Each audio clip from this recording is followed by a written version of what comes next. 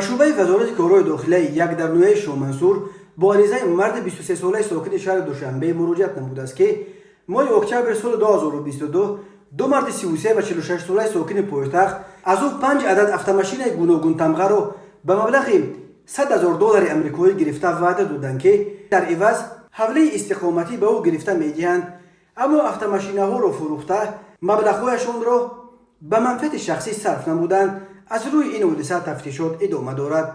به شعبه وزارت کارهای داخلی در نویه سینا با عریضه مرد 30 ساله ساکن شهر دوشنبه مراجعت نموده است که 29 نوامبر سال 2022 تخمیناً ساعت 05:05 شخصان نامعلوم برای پنهانی وارد دختر تعمیر واسطه‌های نقلیات شده از آنجا یکچند اسباب تکنیکی را دزدیده از جای حادثه غیب شدند.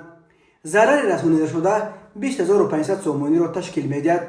در نتیجه گذراندن چاره‌بینی‌های اپراتیوی جستجویی از جانب کارمندان میلیسیا، مرد 30 ساله ساکن شهر دوشنبه همچون گمانبر در صادر نمودن جنایت دزدی دستگیر کرده شد. از روی این حادثه تفتیشات ادامه دارد.